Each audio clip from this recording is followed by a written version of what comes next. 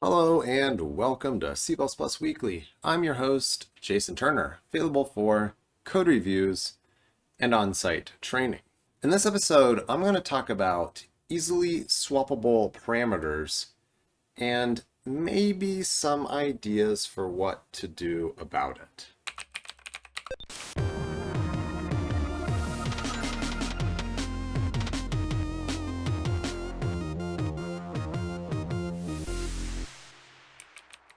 This particular test was added in a recent version of clang-tidy, and you can see right here, warning, two adjacent parameters of func of similar type int are easily swapped by mistake. Bug-prone, easily swappable parameters.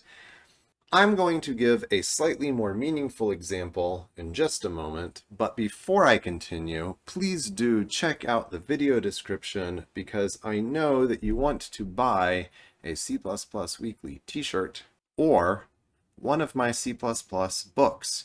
You also want to come to one of my best practices workshops that might be coming up soon near you, so be sure to check out the description for more info on that. Let's look at clamp. Now, I know that there's already a clamp in the standard library. That's not really the point right now. We want to return a value that is clamped in between these other two values.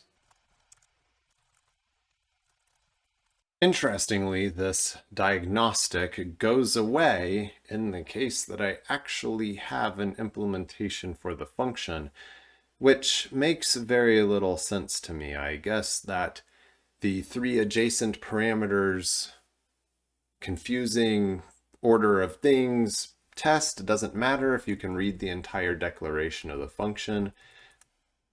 Let's just go ahead and do this, forward declare it, and we'll take a closer look at this.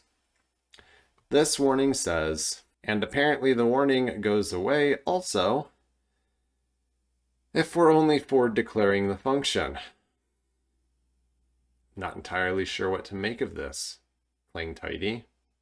But we will go ahead and continue down this road. Let's give it no implementation at all so that we can look at the warning, and hopefully when you see it in your code, you'll have some idea what it's talking about. Warning, three adjacent parameters of clamp of similar type are easily swapped by mistake. Bug-prone, easily swappable parameters. And that is in fact true. Did I really mean to clamp argc between 1 and 100? Or perhaps I have some different notion of this and I put value first. This should definitely generate a warning.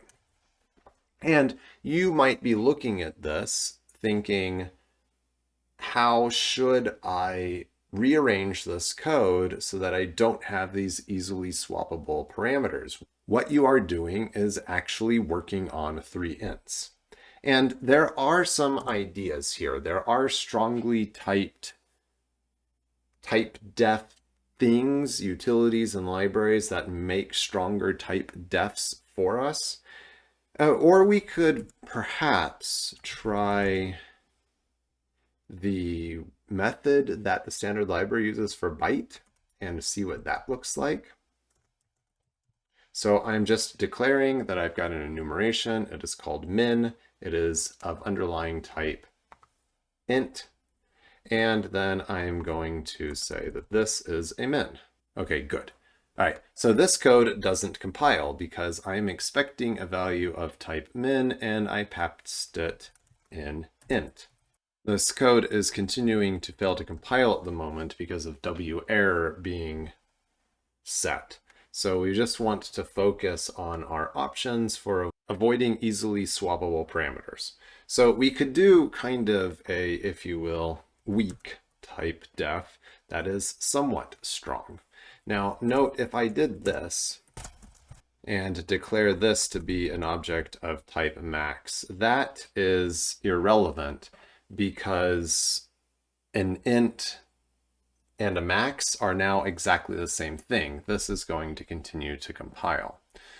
But if I did require that I was doing something like this. Now, it is still relatively easy to convert between an enumeration and an int, but now we have to at least look at our code a little bit more closely. It failed to compile. Why didn't it file? Okay, I'm going to make that a max. And then at this point, it starts to become clear that I have not really called this function how I intended to.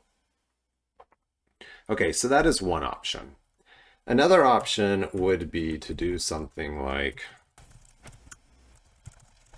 and this is so simple that I'm really surprised I don't see more people doing techniques like this.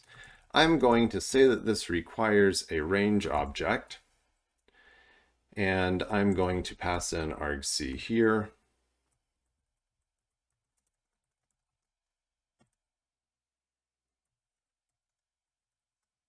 And pass in this range thing. Now I can use this direct initialization of the members min and max. They are integers. This is going to be strongly typed, safe to use, easy to initialize, and there's actually a pretty good chance that this could be more efficient than passing two different ints separately. Because it is a struct, in this case, the compiler is allowed to pack those two 32-bit integers into a 64-bit integer. Now, of course, this is a depends on platform, your mileage may vary kind of scenario. But I think this is a good stopping point. This is the easily swappable parameters warning from clang-tidy, relatively new, seems to be a little bit finicky for when exactly it is going to generate that warning for you. And it should make you think about your code and think, is there some stronger way for me to express the meaning of my function that is also lightweight and ergonomic while avoiding implicit conversions? Because if you're a fan of this channel, you know that we like to avoid implicit conversions around here. So thanks for watching this episode of C++ Weekly. Be sure to subscribe.